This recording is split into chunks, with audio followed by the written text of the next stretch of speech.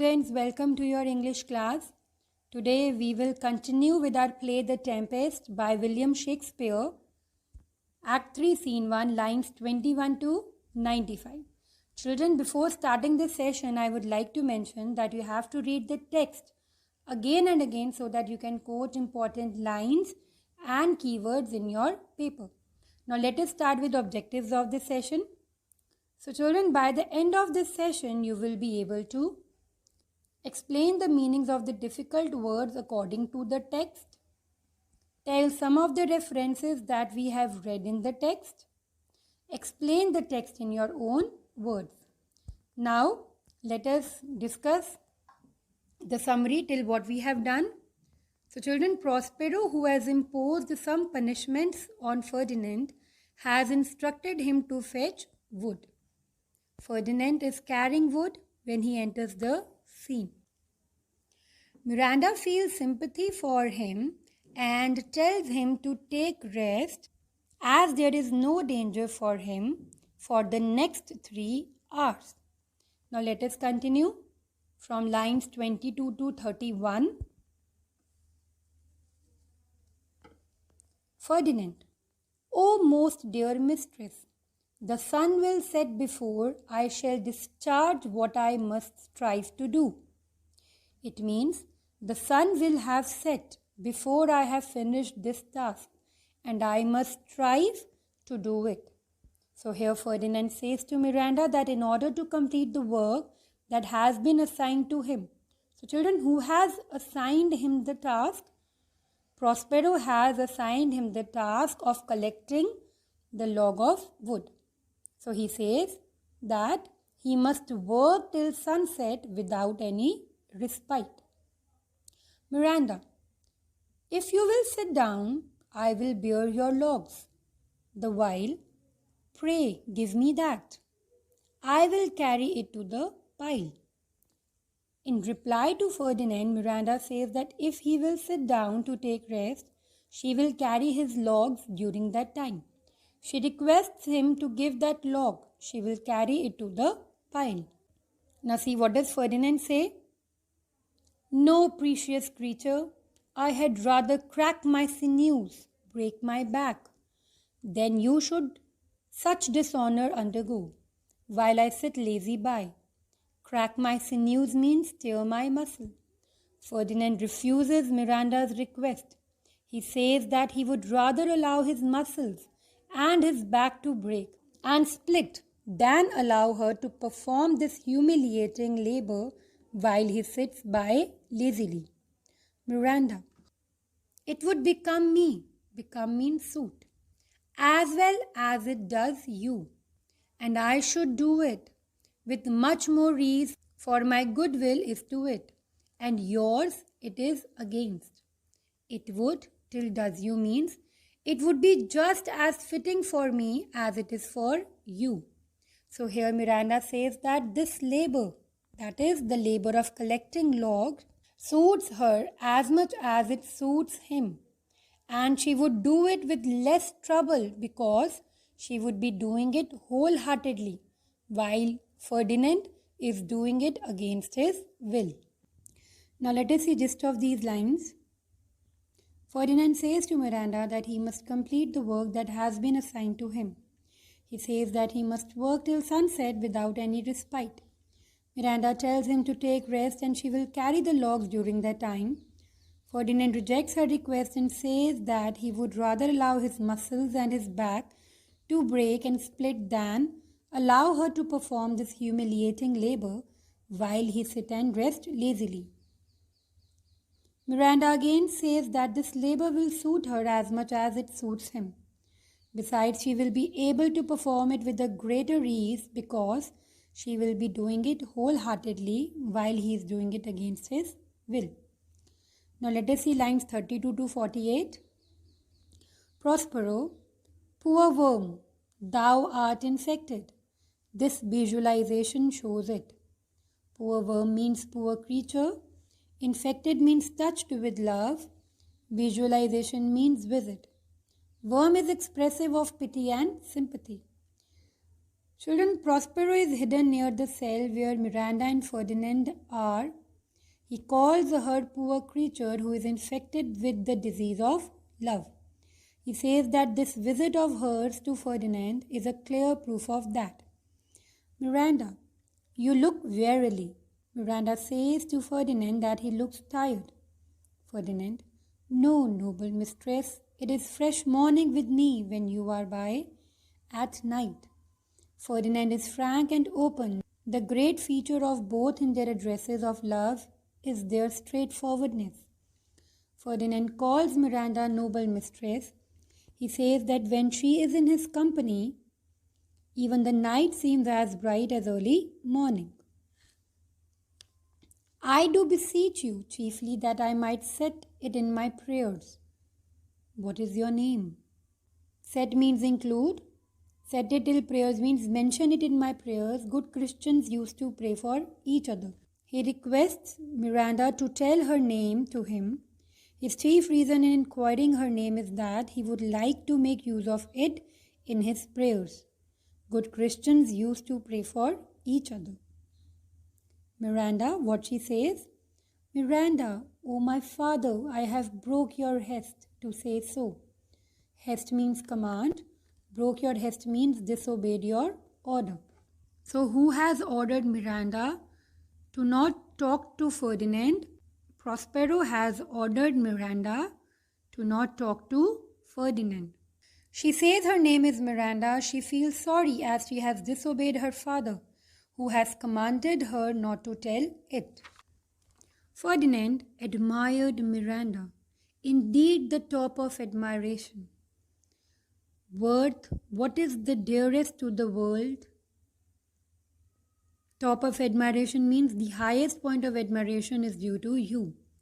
He says that he has seen many ladies with the greatest interest, and on many occasions the sweetness of their speech has commanded the close attention.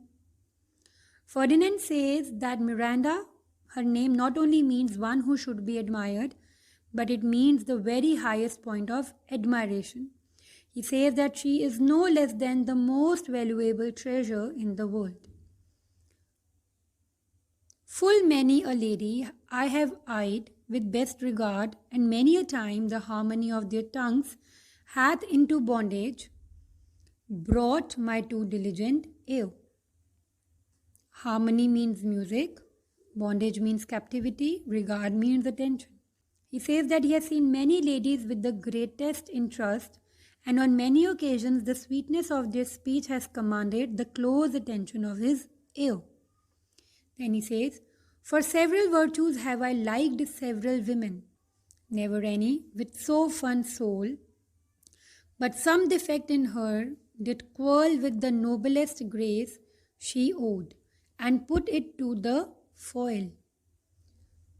Several means separate, quarrel with means go against, grace means attribute, put it to the foil means defeated. He says that he has been attracted by several women for different virtues that they possessed, but never have he liked any with such fullness of spirit. He further says that there was something wrong with each one that blotted her excellent qualities and cancelled them out. But you, O you, so perfect and so peerless, are created of every creature's best. Peerless means matchless, creature's best means created with best virtues. He says that according to him, Miranda seems to combine in her the best virtues of all women. She is perfect and without any match. Now let us see gist of these lines. Prospero calls Miranda a poor creature who has been infected with the disease of love. Miranda says to Ferdinand that he looks extremely tired. Ferdinand tells her that in her company even the night seems as bright as early morning. He requests her to tell her name, as he would like to make use of it in his prayers. Miranda tells her name and she feels sorry for that as she has violated her father's command. Ferdinand says that her name not only means one who should be admired, but it means the very summit of admiration. He says that he has seen many ladies with the greatest interest, and on many occasions the sweetness of their speech has commanded the close attention of his ears, which were only too ready to listen to them. He has been attracted by several women for different virtues that they possessed. But never has he been so wholly and so completely possessed with the love for any woman as to become blind to some defect which she had and which nullified her virtues. He says to Miranda that she seems to combine in her the best virtues of all the women. According to him, Miranda is perfect. Now, lines 49 to 67, Miranda. I do not know one of my sex, no woman's face remember, save from my glass mine own. No woman still mine own, no other woman's face do I remember, and I have only seen my own face in the glass. She says that she does not know any woman in the world, and she does not remember any other woman's face. She has seen only her own face in the mirror.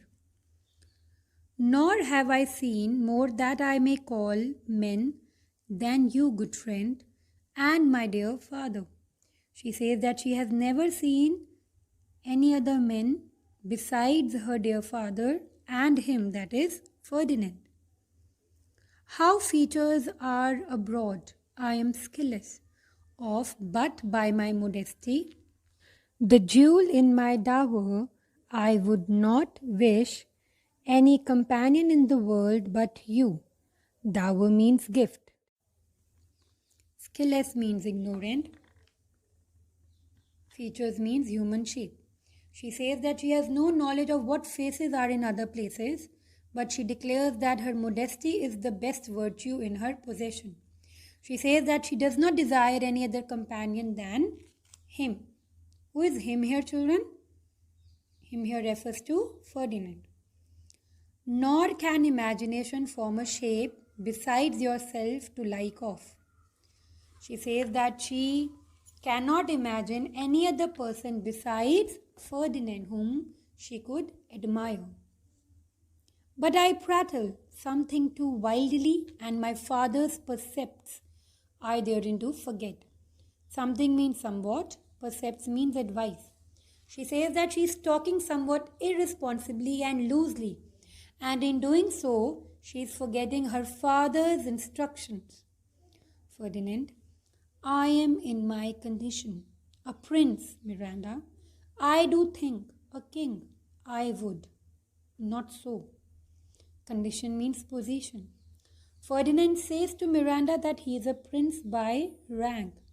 In fact, he thinks he is a king, although he does not wish so because he can be a king only through the death of his father.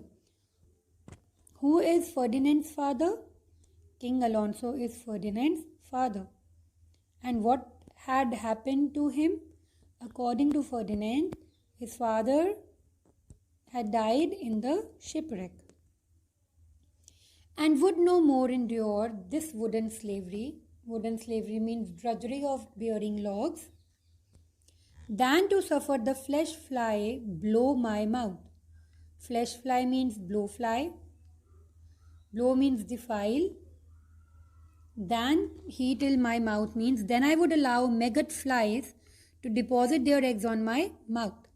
The flesh fly is the name applied to the blue flies which land on meat and infect it. When a piece of meat has been struck by the fly, it becomes covered with tiny eggs and is said to be fly blown. He says that being a prince, he would no more endure the labor of piling up logs than he would allow the garbage flies to settle on his mouth. Hear my soul speak. The very instant that I saw you, did my heart fly to your service. There resides to make me slave to it, and for your sake am I this patient logman. He says to Miranda to listen to what he has to say to her from the bottom of his heart.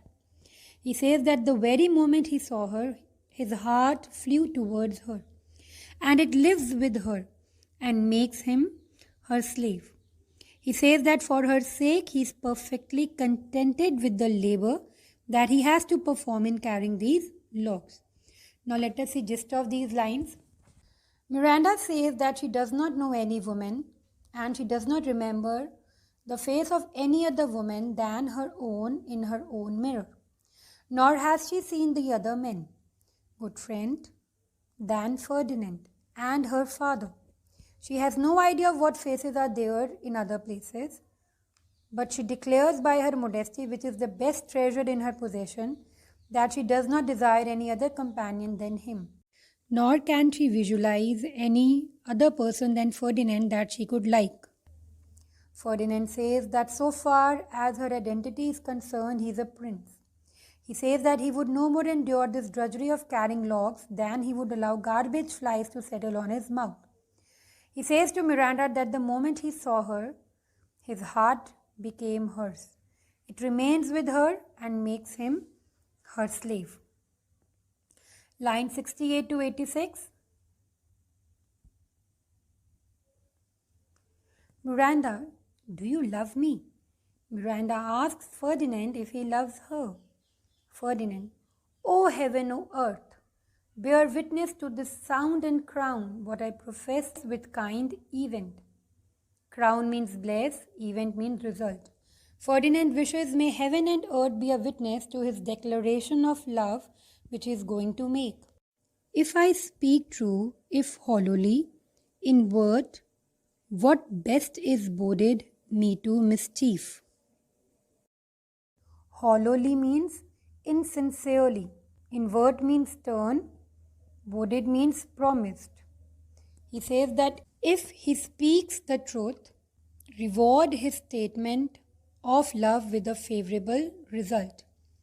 But if he speaks untruthfully, he says, may his every blessing that is destined for him turn to injury. I, beyond all limit of what else in the world, do love, prize, honor you. He says that he loves her, values her, and honors her beyond all limit of whatever else exists in this world. Miranda, I am a fool to weep at what I am glad of. Miranda says that it is foolish of her to weep at what should fill her with joy. Prospero aside, fair encounter of two most rare affections. Heavens rain grace on what which breeds between them. Grace means blessing, breeds means grows. On seeing Miranda and Ferdinand, Prospero speaks to himself and says that it is a lovely sight. He calls it a noble meeting of two rare loving hearts. He wishes that may God bless the love which has arisen between them. Ferdinand, wherefore weep you? Ferdinand asks Miranda for what reason she is weeping. Miranda, at mine unworthiness that dare not offer what I desire to give, and much less take what I shall die to want. To want means for wanting. Miranda tells Ferdinand that she is weeping at her unworthiness in being unable to offer him what she wishes to offer.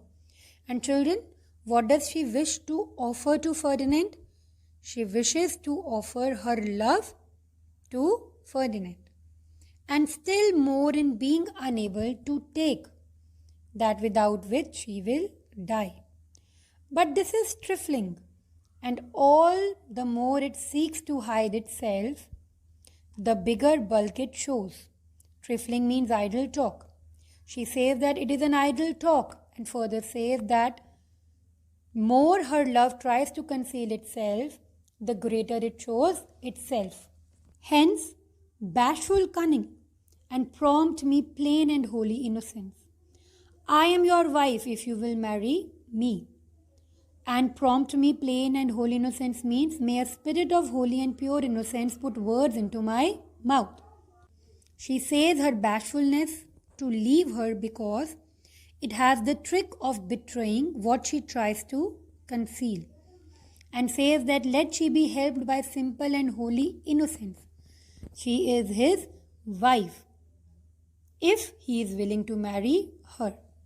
If not, I will die your maid. Be your fellow. You may deny me, but I will be your servant whether you will or no. She says that if he does not wish to marry her, she will remain unmarried because of her love for him. She further says that if he refuses to make her his equal, that is his wife, she will then become his servant whether he wants her or not. Let us see gist of these lines. Miranda asks Ferdinand if he loves her.